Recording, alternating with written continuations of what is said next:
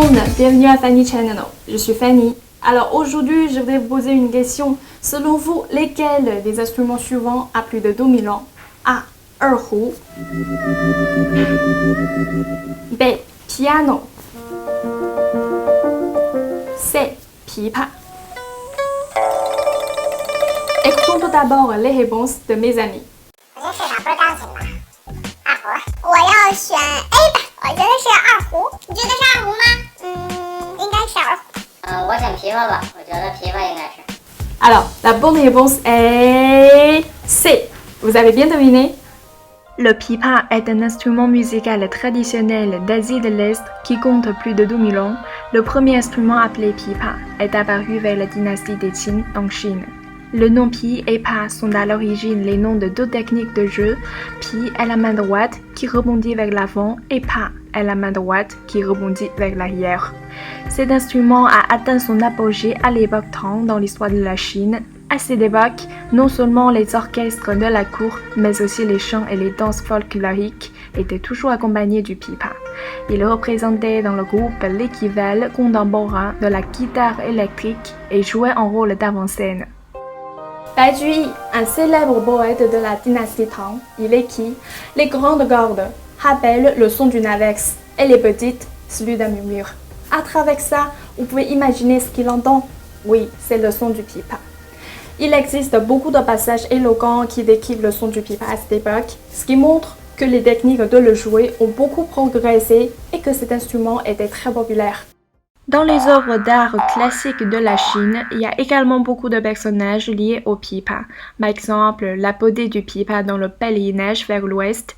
Ce genre de personnage laisse souvent une belle impression talentueuse. Chaque fois que l'on parle du pipa, la mélodie qui vient immédiatement à l'esprit est l'embuscade de 12 côtés qui raconte les fêtes de bataille entre Liu Bang et Xiang Yu, un grand classique dans l'histoire de la Chine.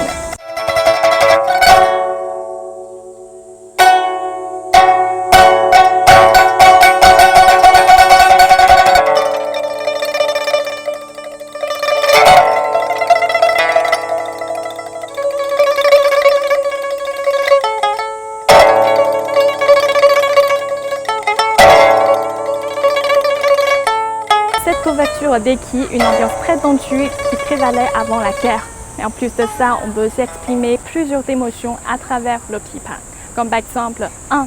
Le bonheur.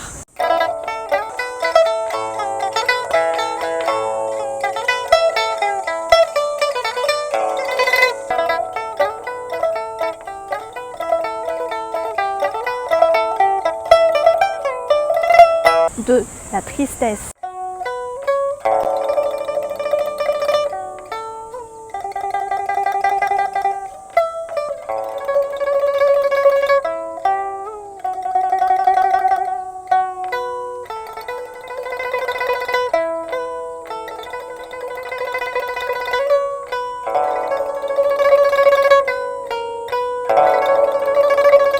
3. La colère.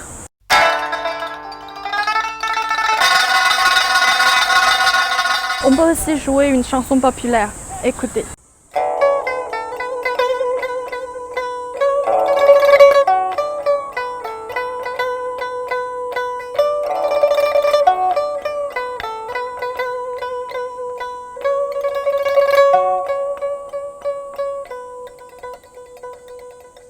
Familier, n'est-ce pas? En fait, si je devais citer quelque chose qui m'accompagne depuis une dizaine d'années, ce serait ce pipa. J'ai commencé à l'apprendre à l'âge de 6 ans et je pratiquais 4 heures par jour à ce moment-là. Mais maintenant, je ne peux même pas imaginer passer 4 heures par jour à ne faire qu'une seule chose. Il y a toujours des gens qui me demandent quel impact de l'apprentissage d'un instrument de musique a eu sur ma vie. Pour moi, personnellement, je pense que ça me fait comprendre que, 1, les bases sont toujours très importantes. Quoi qu'il en soit, parce qu'on ne peut jamais jouer une bonne pièce avec des notes incomplètes. Et 2, Home ne s'est pas construit en un jour, parce que chaque exercice que vous faites n'est pas une simple répétition, mais chaque pas mène vers un objectif. Je pense que c'est tout que je veux dire aujourd'hui et enfin écoutez un autre extrait avant que l'on ne se dise au revoir.